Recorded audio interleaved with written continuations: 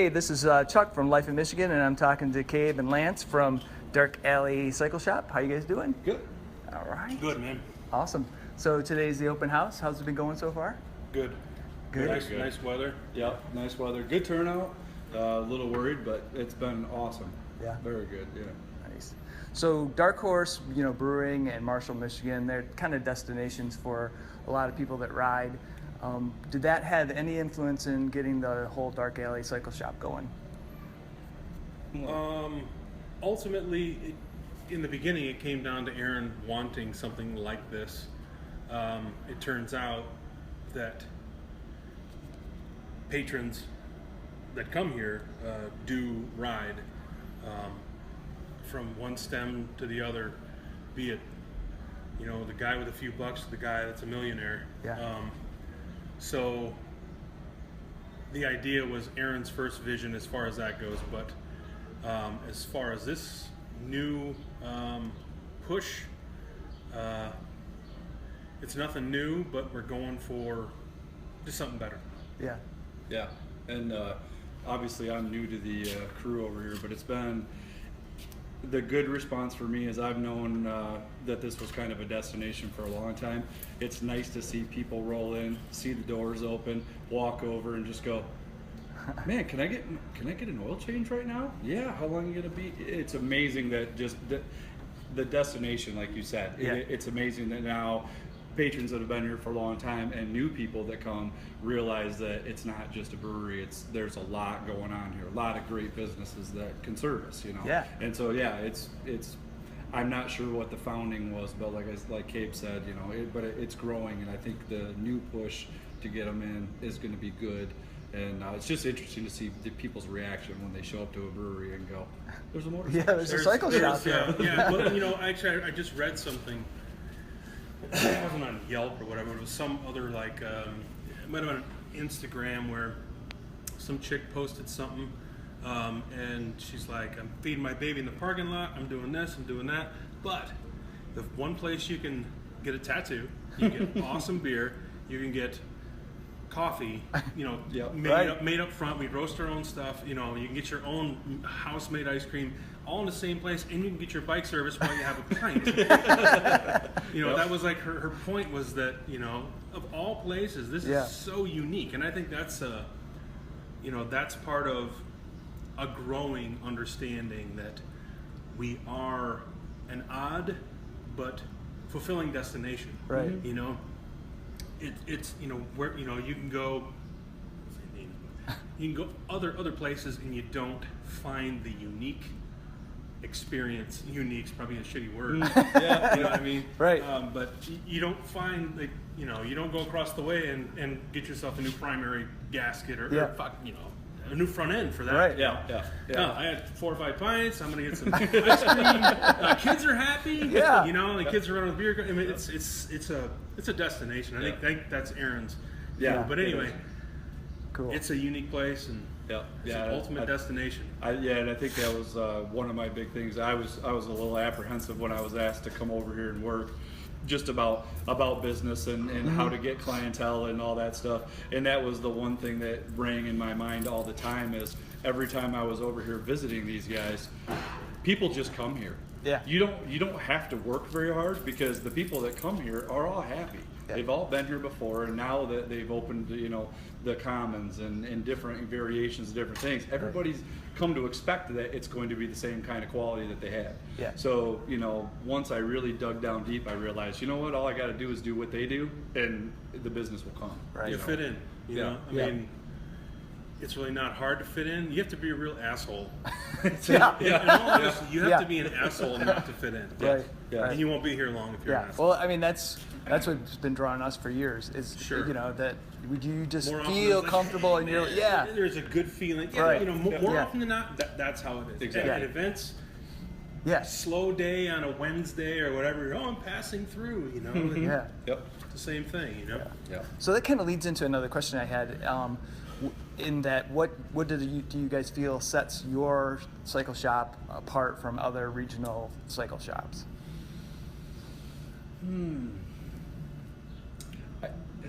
I guess if I had to think about it, even coming back from where I've been in the past, it's more of just a personal experience and more of guys that ride, enjoy it, and enjoy getting the job done correctly, versus the big corporate, we're here to make money, take your money, sell our logo.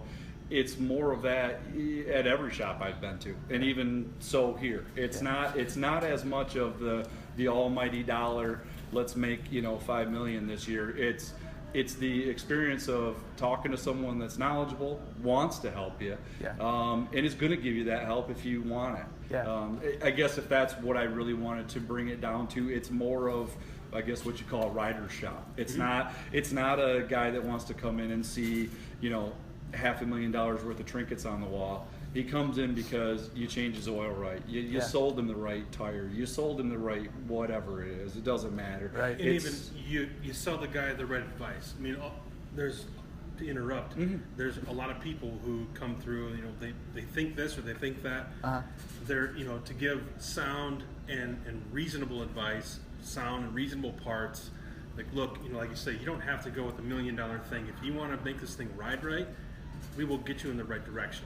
You know what I mean? Yeah.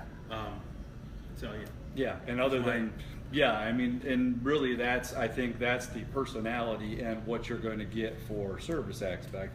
But when you look at what makes us different than every other shop, you can go back to the compound. Yeah, right. It's the visceral. You can do this. A guy can come in on a Wednesday and say, "Hey, man, if I bring my stuff over on Friday at like 4 o'clock, can I get an oil change while I get a bite to eat and a beer?" Yes, you can. And for people that have never experienced that before, I'm sure it's shock and awe when someone says, "Man, I took my bike over and my wife and I had a pint. We had a beer. We had an ice cream cone." It's almost like one of those things. All right, I got cotton candy, I got ice cream, I got all this shit, and I'm getting my bike worked on. Do I believe what's going on? It's kind of like, do I really believe what, Yeah. Like he said, my first thought was that the difference is where we are, what we are, and how we are. Yeah. It's our destination. We're all legal, we're licensed. It's not a fucking circus. Right. It's all good to go, but it might be a hard pill to swallow for some folks. Like, wait a minute. Yeah. Why am I going to a brewery? Is this just for show? Yeah. No. It's for real. And that's and that's the one thing I think a lot of just to kind of reiterate the feeling of people is that some people walk in that have been coming here for a long time and see the doors open over there and they realize they're like, "You really have a bike shop?" Like they don't fathom it. But I think once they give a 5-second, "Hey, what's this all about?" or "What do you do?" and then they realize, yes, this is a legitimate shop over here. I'm not drinking beer all day. I'm not, this is a shop. Right. It works on these hours. And after that, it's a hangout for whoever wants to hang out because that's what bikers do. They want to hang out. And for a dealership mentality, you're never going to get that. Right. And it is for some people that's a cool thing. Just a place to hang out.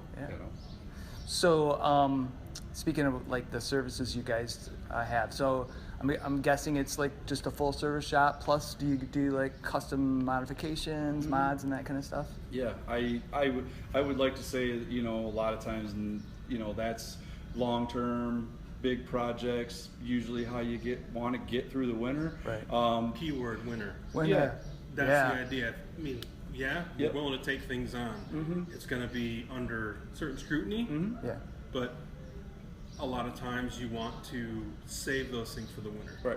And we've got we've got access to do anything from ground up build to restoration to general maintenance, fabrication, machining. Yep.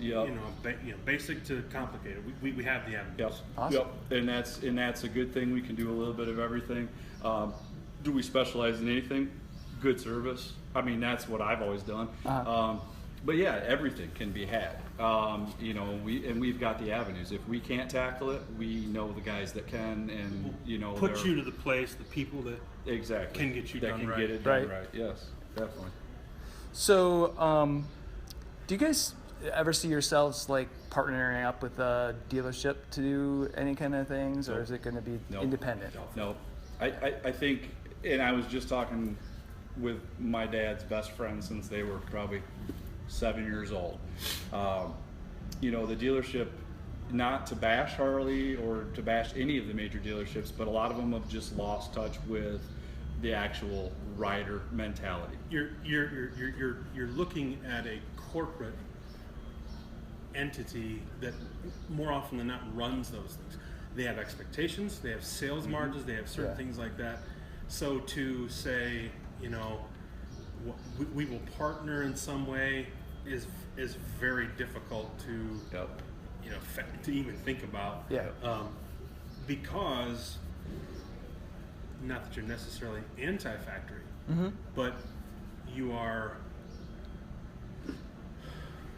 don't necessarily need it, but I kind of lost my train of thought. But and like you said about not needing it, I mean, in these days and times, there are very few moments that you really need with the aftermarket world that's out there. The quality, the availability, you know, and how much they stand behind their stuff. Having to have that dealership is no longer a necessity. And going back to the hangout and the you know, the quality of the people you deal with, the biggest turnoff, and I will say, you know, a lot of the newer riders that are buying their new bikes, when they finally realize that, you know, they want that brotherhood, or they want that, you know, guy who knows their name when they walk in, what's been done. That's not necessarily so as much as it used to be at a Harley dealer. Right. You know, the guy doesn't know your name. The guy, you don't know the guy that changed your tires because you don't see the service. There's, like he's saying, there's a lot to go with. Oh shit, I'm trying to think of the word. Like a consistency. People want to go where they feel like they're treated well. Where they feel like they've been, you know, they've been fixed right. All that other stuff. Be it at the dealership itself, whether you get coffee and donuts every goddamn time, or whether it's just, you know, you come in, you're greeted by the same thing. You know, there are those instances, and there are those people, and it's, you know, here I go again. But anyway, you know, it's there are those people who sidetrack. Sorry. No, it's good. I worked for Polaris dealership, and there was a guy. He'd bring in food. This guy was exclusive. There are those people who are exclusive to you, and you know that. That I want you to work on my stuff. You work on my snowmobile. You work on my quad. You work on my motorcycle. I like what you do. There are those people, and whether it's a dealership or not, I think with some independence, if you will, independently owned, you might get a little more personable preference or attention. You know what I mean? He's a good, you know, he's a good salesman. He's a good talker. He's a good, you know, he's got customers of his own that he's brought over. So anyway, I'll stop. And see, now when I lost my train of thought. But what you were saying with a partnership, the partnership that that I have, the partnership that I want to have with a dealership, I think we already have, and it's the fact that they no longer, in most instances, treat the customers as good and friendly as they need to. And I think that in this day and age, I think it's finally starting to revert back to people going, you know what, I do want to be treated like I'm not the random asshole that walked off the street. And I think the partnership that I want with them is that they keep doing what they do, and I keep doing what I do. And that brings them in, and it kind of ties back in. And it ties back into the whole thing of, you know, this being a destination, and the fact that I had been coming here for probably, especially when they learn that. When a customer learns, like, I'm a motorcycle rider exclusively. And they stop and look around. What the fuck? You know? Holy shit! Look at all this stuff. You know? And I've been coming over here for probably 8 years. And out of the 8 years I've been here, there's a handful of people that I see on a daily basis that don't work here. And they're always here. Yeah. And that right there says there's a lot of people in this area that trust what goes on here. They always come here. They eat dinner. They get their bakery. They do whatever. Yep. So why wouldn't you have the same trust of the guy that's next door Yeah. or the guy that's slinging ink in somebody's arm? Right. It's the same. It's the same thing. Yeah. You know, they realize that, hey, these guys got their shit together. They kind of know how to get people to do the job. So that, you know, it kind of all ties back into it, I guess. And that resonates, I think, really well with the whole the vibe of Dark Horse Brewing. You know, the whole conglomeration is there's that personalization, that kind of that you're just not a customer coming in, but you know that people care about. Right. You. Right. Yep. Exactly. One of the things, I'll interject really Yeah. quick, but one of the things that Aaron has said to me, I said, why the fuck do you want to go to work from 9 to 6? He goes, I want people to see us doing what I want, you know, what we do. Yeah. I want to see, you know, customers. I want to see them, seeing employees moving around. I want to see that. I want them to see what we do. Yeah. And it's like, okay, sold. Yep. Awesome. So something I like to ask people during interviews, since you know we're Life in Michigan, is what do each of you love about your life in Michigan? So who wants to go first? Lance? You know, I've been here forever. I think I've cussed it out a few times in my life. Mostly, Who has? mostly in the love winter. Michigan. You know, 2 months in the winter. Why the fuck am I still here? You know, but actually, I think being here. I come from a smaller town. I know Marshall's a smaller town. I'm from Ionia. Parent background, you know, one family that was a little bit better, well-to-do. My dad's family, a lot more blue-collar. But the good thing that's around here, I think, is just the industry. Because I think when I was young, I saw the struggle of my parents. Didn't want to do that. Thought I wanted to be white-collar. And the more I went to college, the more I went, God damn, man. I really want to do some of that cool stuff. Yeah. And the one thing Michigan does have is a lot of cool industry and a lot of cool old timers that were here that you can still find stuff that was done that. You know, like when I moved to Kalamazoo to go to Western, I was a huge music lover, but I was not a musician, but I had a lot of musician friends. You know, to find out Gibson was there and to see those buildings, and that's, I think for me, that's what's always kept me in Michigan. The beauty, it's a beautiful state, you know, especially going to the UP and seeing, you know, the industry that used to be there and what's there, but it's just that there was so much culture here, so much industry, and that, and in my later life when I grasped it and realized that's what I wanted, it's bitching. It's bitching. I mean, it's just there's so much to be had, you know. In the new generation, I just don't think a lot of them just don't understand how cool at one point this state was. You know, how much was really here, and there's just stories everywhere, you know. And that's I think Michigan was instrumental. Well, number one, when I think my brain gears, Michigan was number one in the automotive industry. Right. I mean, they were fucking number one, man. Yeah. And all three. Yeah. And more Packard, you know, you name it. Yeah. Michigan was a huge hub, a huge, like, bustling place. I guess what keeps, I've been to Europe 2 or 3 times, and as like he says, as I've aged, I've understood more. I've been able to travel and whatnot, maybe whether I have children or not. I mean, you move around and you're able to like see like Michigan's geography. And just what the state is like up and down, and you get into the UP, like you said. I mean, all the way to the end of the, you know, riding a motorcycle, all the way to you couldn't go anymore. Up in the UP, I mean, it's so incredible. You know, you gotta deal with snow. You know, and all you gotta do is drive through the plains once. Drive through the plains. Yeah. You know, you can drive through there in the winter and you go, these poor bastards don't even have a hill to look at. All they have is blowing snow. At least we have trees and, you know, and hills. And, you know, you might not like the winter so much, but when it comes around to it, I mean, it's so fucking fast and abrupt that when winter's done and spring decides to kick her ass in gear, boom, green. I'm talking fields, I'm talking lawns. I'm like lawns. You know, fuck, what happened to my lawn? You know? Lawns. You're talking trees. Boom, and it's there, man. I mean, we experience the extremity of all 4 seasons. And like I said, I've been to multiple countries. I've been to multiple states. Yeah.